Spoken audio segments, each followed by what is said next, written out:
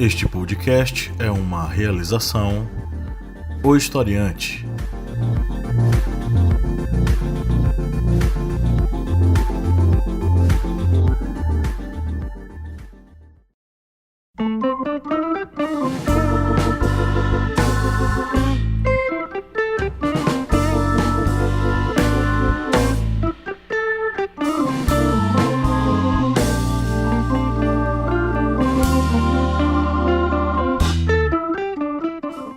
Olá, ouvintes, bem-vindos mais uma vez ao podcast do Historiante, o seu podcast sobre as ciências humanas, sempre, toda semana aqui, com a missão de trocar uma ideia com você e abrir a sua cabeça para vários assuntos das ciências humanas, história, filosofia e sociologia, além de muita referência da cultura pop e muitas inferências aí das atualidades.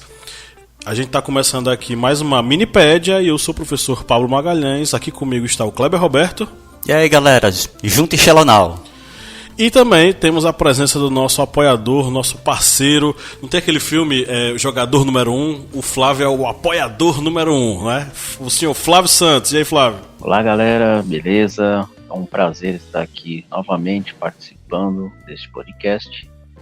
E vamos lá, juntos e Xelonal, como diz o Kleber. Ok, chegou, né? Ok, estamos aqui reunidos para trocar uma ideia sobre um anime que está tomando de conta aí da cabeça da meninada. E eu confesso que eu sugeri o programa de hoje muito pelo fato de muitos alunos meus da graduação de História terem me falado: professor, assista Ataque dos Titãs, é muito bom e tal, você vai gostar, tem muita referência. E aí fomos lá assistir Ataque dos Titãs e aqui estamos nós para trocar uma ideia, né, e analisar esse anime interessante. Eu sei que eu sou mais viciado do que Kleber e Flávio, então em alguns momentos eu vou parecer mais, geek. Mas a gente vai trocar uma ideia bacana sobre isso hoje. Mas antes da gente começar o episódio, eu tenho alguns recadinhos para você. Se você nos acompanha há um bom tempo e curte nosso conteúdo, considere ser um apoiador. Vá ao apoia.se/historiante e faça um apoio. A partir de R$4 mensais você entra para o nosso grupo secreto com conteúdo exclusivo. E você pode ter aí a possibilidade de participar também de sorteios mensais de livros. O Flávio foi um dos sorteados, né? O sorteado de agosto ou foi setembro? Agosto. Inclusive o seu livro já está a caminho. Vou aguardá-lo. Ok. Além disso, você pode participar também dos nossos programas, né? Além de sugerir possíveis temas aqui, a gente vai tratar tanto dos nossos podcasts quanto dos nossos vídeos no YouTube.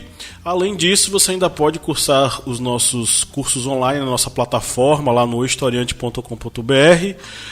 Se você for apoiador, você tem de 30% a 40% de desconto, além de também você poder acompanhar cursos exclusivos no grupo secreto. A gente vai começar a postar os vídeos do nosso minicurso sobre mitologias, aguardem, vai ser bacana. Todos os nossos cursos têm certificado de 30 horas e você pode, além de aumentar o seu currículo, aumentar o seu arcabouço teórico e o seu campo semiótico com vários outros conteúdos e conceitos. Conheça também a família Historiante de podcasts. Nós temos, além deste aqui, né, o Historiante, o podcast Correspondente de Guerras e o podcast Arretadas. Então conheça, prestigie, conteúdo bacana, né, Kleber? Isso, muito bem. É conteúdo excelente, principalmente por abordar temas da atualidade. Pois é, então vá lá, conheça a nossa família, Histórias de Podcasts. E também, se você, eu tô parecendo um cara chato, mas eu preciso falar sobre isso, né? Se você quer aprender muito mais e não perder tempo, baixe o nosso aplicativo na Play Store e acompanhe aí muito conteúdo, simulados, cards de resumo, podcasts exclusivos, enfim, muita coisa lá para você estudar a um clique de distância, né? Na palma da sua mão. Então baixe lá o nosso aplicativo na Play Store. E eu super indico, viu? Super indico mesmo. Olha só aí, registrado a indicação do Flávio. Ok, então vamos entrar na pauta, né? Vamos começar a falar sobre a nossa pauta.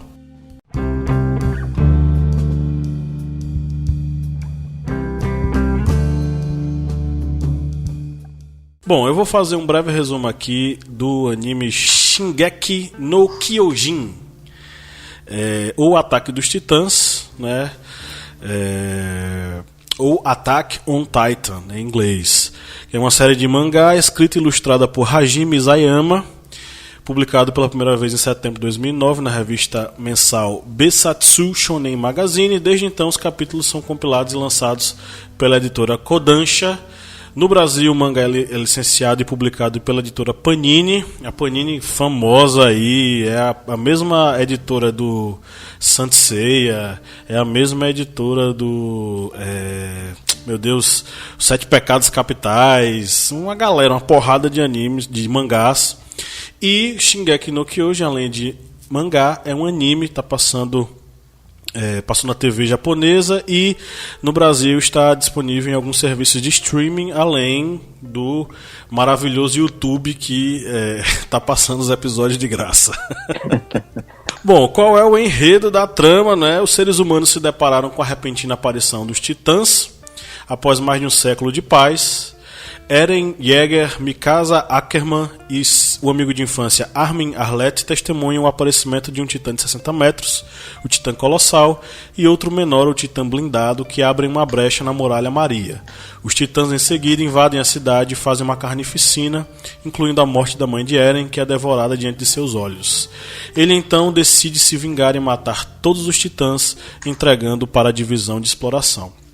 5 anos mais tarde, os 3 graduados cadetes foram enviados para o distrito de Trost, uma das cidades da fronteira que se localiza na muralha Rose, quando o titã colossal reaparece e faz novamente uma brecha na muralha. Na batalha que se seguiu, Eren foi devorado por um dos titãs na frente de Armin. Pouco tempo depois, um titã aparece e ataca os outros titãs em vez de seres humanos. Esse acaba se revelando o próprio Eren, que de alguma forma adquiriu a capacidade de se transformar em titã. Embora seja considerado uma ameaça por alguns, ele ajuda os soldados a recuperar o distrito de Trost, fechando a brecha da muralha. Depois de ser levado à justiça, ele é recrutado pela Divisão de Exploração, com a supervisão da Divisão de Exploração de Operações Especiais, lideradas pelo Capitão Levi.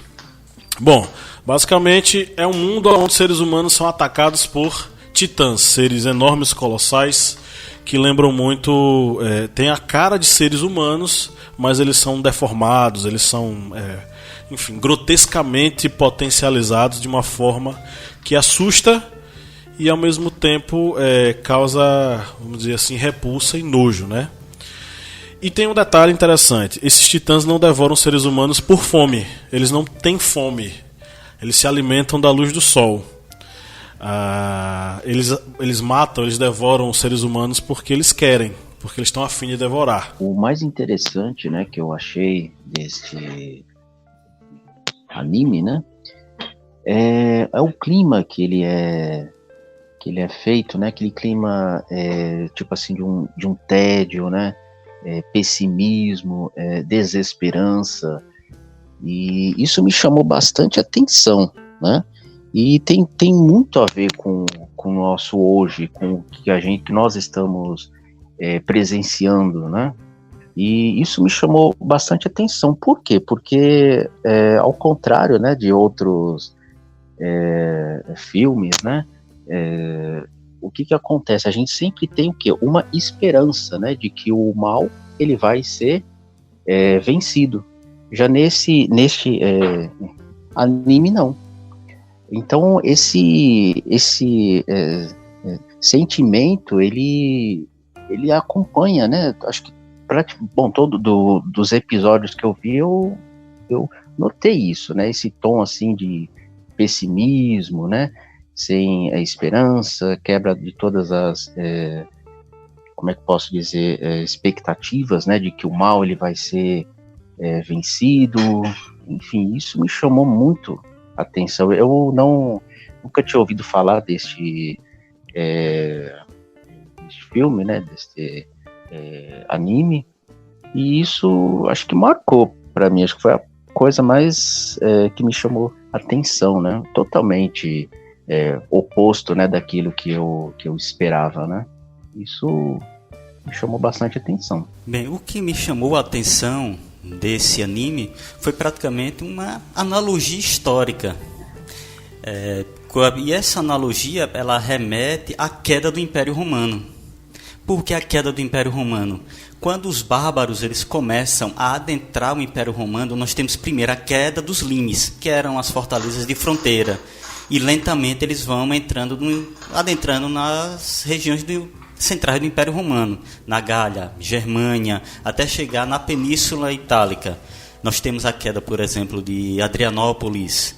E principalmente nessa analogia com fatos históricos desse anime, nós lembramos que, por exemplo, os hunos, para os romanos, eles eram criaturas bestiais.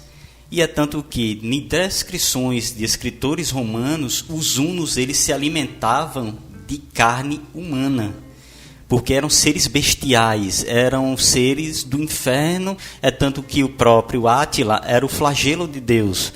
E era uma analogia similar aos titãs, quando eles destroem parte da muralha, invadem a região interna da muralha, é uma analogia similar à invasão de Roma, da própria Roma. Ou seja, é o fim da humanidade, a humanidade está concentrada ali, toda a esperança humana está ali, mas algo ruim, algo péssimo, aquele inimigo que devora a carne humana, aquele inimigo que é mal visto, que é um ser grotesco, como o próprio professor Pablo ressalvou aqui, aquele ser grotesco está invadindo o meu espaço. E foi isso que aconteceu com a queda do Império Romano. Quando os bárbaros eles foram adentrando, eles não foram simplesmente de uma vez só, quebraram todas as muralhas, como nós tem no anime, que é dividido em várias muralhas. Não, eles foram indo aos poucos, passando pelos limes, entrando nas regiões centrais do Império Romano, chegando a Roma e invadindo a própria cidade de Roma. Eu lembrei muito também da analogia com Cidade de Deus, de Santo Agostinho, na parte que ele está falando do mundo terreno, que eu acho que quem assistiu o anime, nos primeiros episódios, na queda da muralha, acho que no primeiro episódio, tem um sacerdote, uma pessoa religiosa que fica conclamando como se fosse o fim do mundo. O mundo está acabando, a humanidade vai ser destruída na hora que os titãs estão invadindo. E é também uma analogia com o livro A Cidade de Deus. Por quê? Porque nesse mundo terreno, os pagãos são responsáveis pela queda de Roma como uma forma de Deus puni-los pelo pecado de seguir o paganismo. Eu lembro muito também dessa coisa. O que são os titãs, né? A primeira coisa que eu penso é o seguinte: um dos titãs mais conhecidos e que mais é representado, enfim, inclusive nesse processo de início do pensamento sobre a mitologia grega, é Cronos. O que é que Cronos faz? Se não devorar seus filhos todos, né? Uhum. E aí você tem essa construção desses titãs com cara de seres humanos.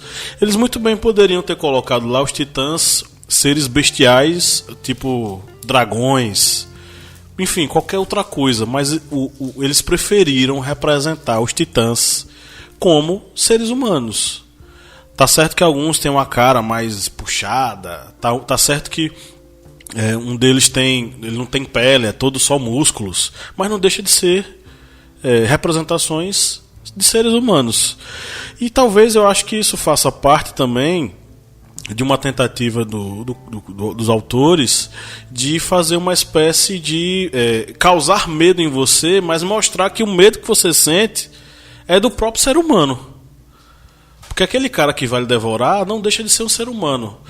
Talvez a ideia de hiperbolizar essa imagem do ser humano seja também pelo fato de que quem são os criadores do mal? Quem são as pessoas que criam o mal? Quem são os autores do mal em nosso mundo? Se não nós mesmos, seres humanos. E aí você pega a representação do Titã com a cara de um homem, né? Em grande parte são homens, né? A representação é como se fosse um homem.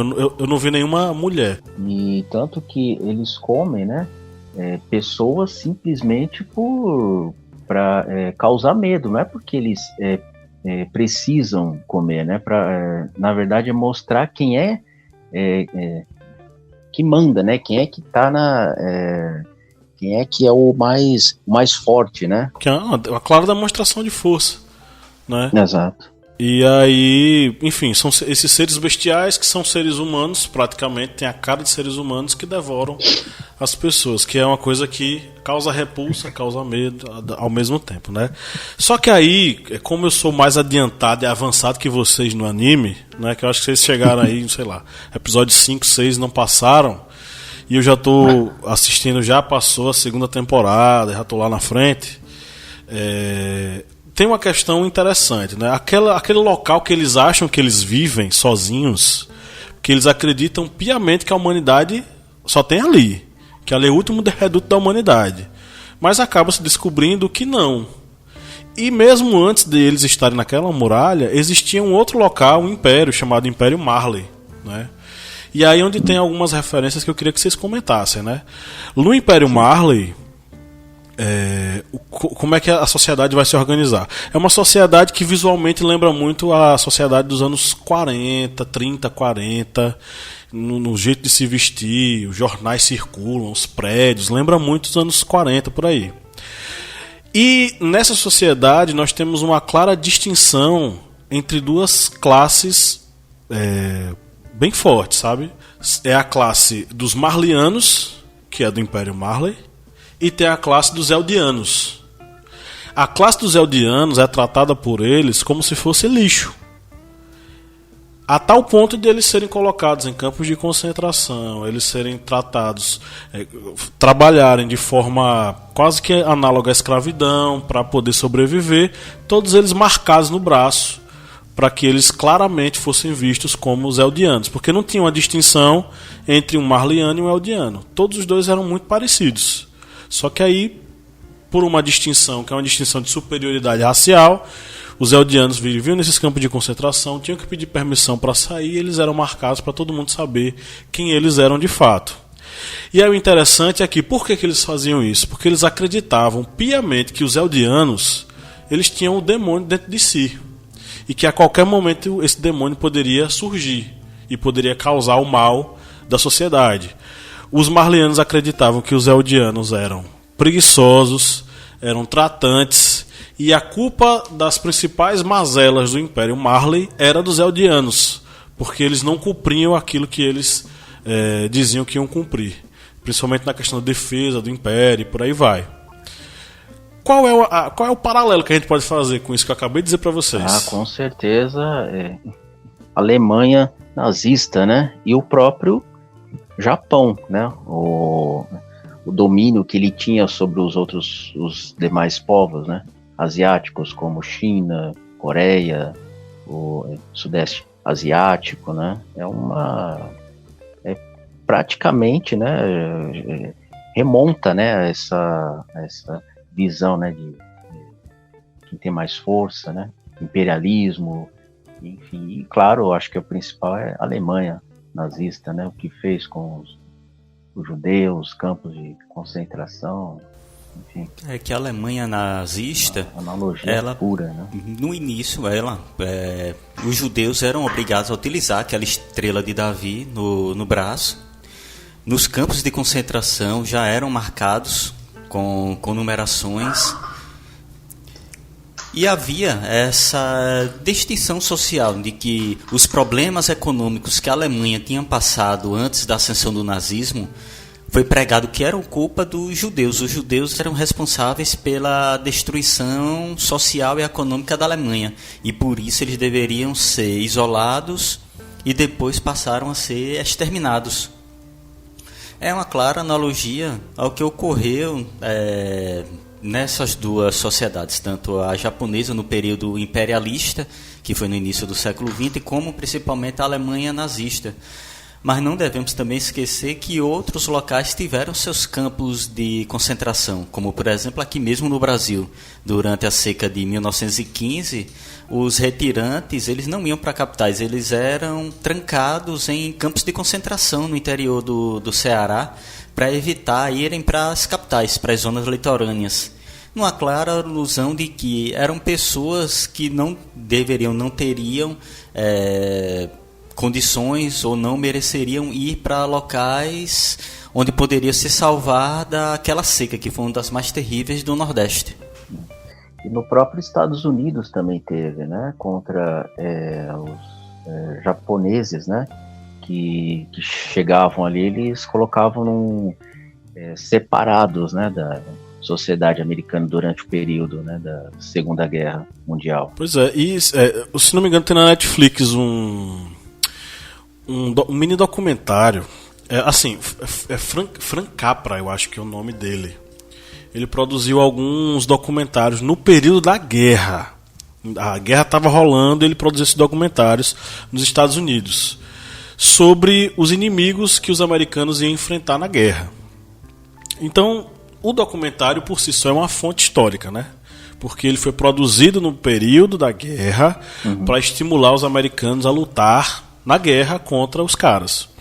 E na série de documentários tem um documentário só sobre a Alemanha, um documentário só sobre a Itália e um documentário só sobre o Japão.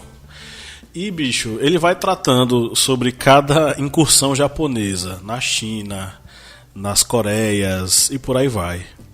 Que é uma coisa absurda, principalmente o fato de, por exemplo, os japoneses, como se fosse uma via de regra, avançavam, entravam em determinados locais. Uma das primeiras coisas que eram feitas, o estupro das meninas daquela cidade. Claro que isso é uma coisa comum nesse período, né? Vários exércitos acabam fazendo essa mesma coisa. Mas os japoneses, muita gente olha para eles como se fosse uma força secundária na Segunda Guerra Mundial. Na verdade, não. Eles eram muito poderosos. Exatamente. Tanto que eles dominaram todos aqueles países, né, em volta. Praticamente todos, né? China, quer dizer, eles, se você for ver, a China dá vários Japão, né, em termos de território. A China é um país imenso e mesmo assim eles conseguiram dominá-la, né? Sim, cheio de recursos, né? Bom, exato. Tem uma coisa aqui, uma informação, que é o seguinte: o autor do anime, estão acusando o anime de ser fascista.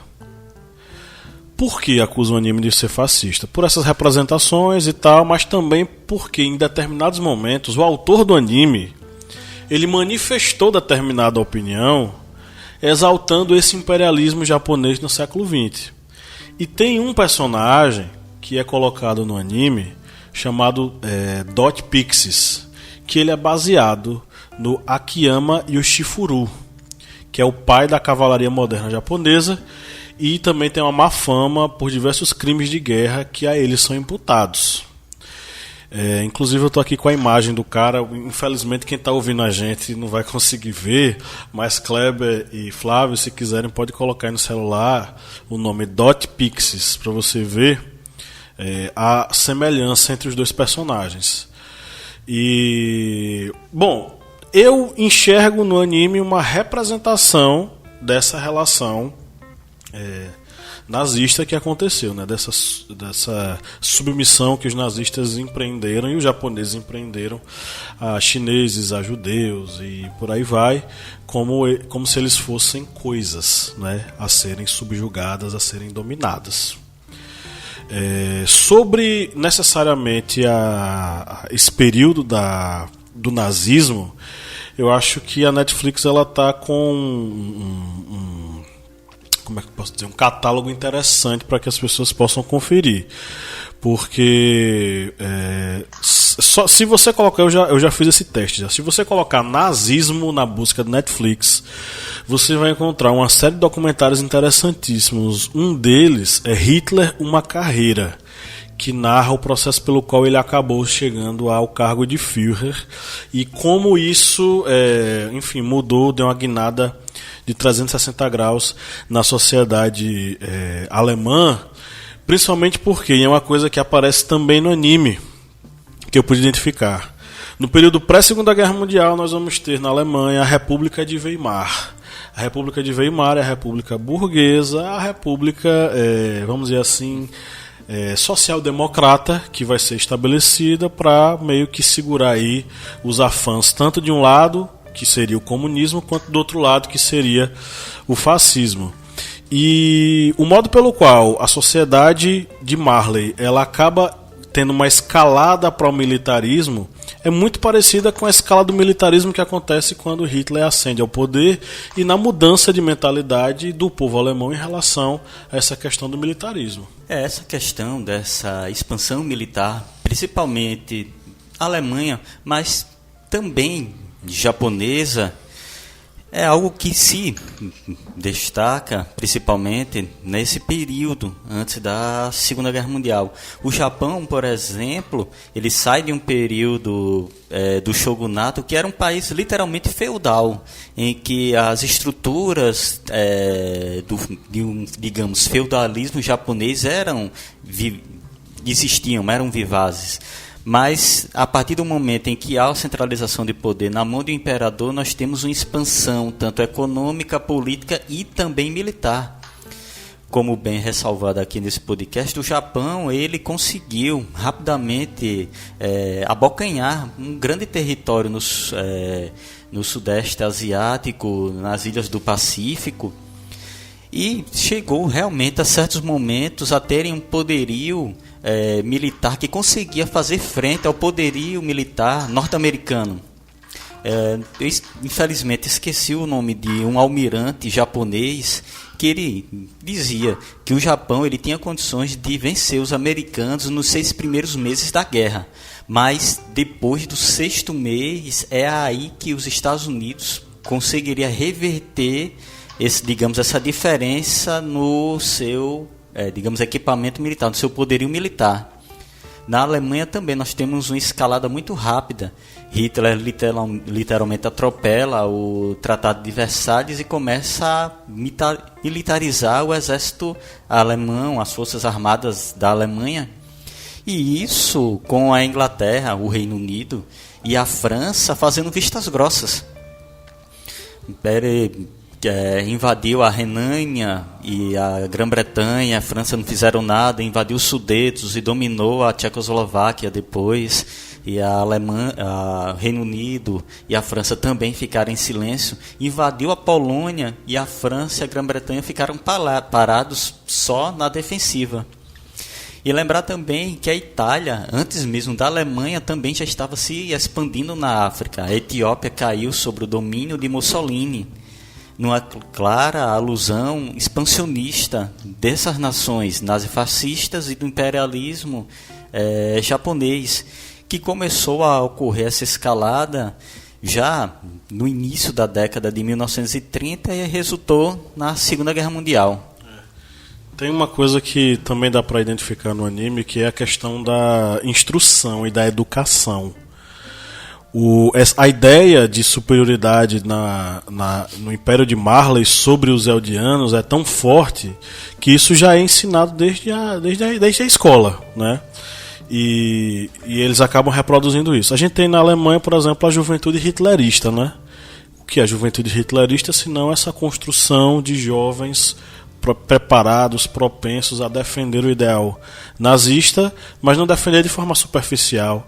Eles aprendendo isso desde a infância, desde a mais tenra idade, né? Isso me lembra também uma outra coisa. Tem uma animação da Disney, eu esqueci o nome da animação, Flávio me ajude também. É uma animação que mostra a educação nazista, mas o nome não é educação nazista. Acho que é Making a Nazi, criando um nazista, que é uma animação. É da Disney? Isso, da Disney. Que é uma animação, acho que é Making a Nazi, fazendo um nazista.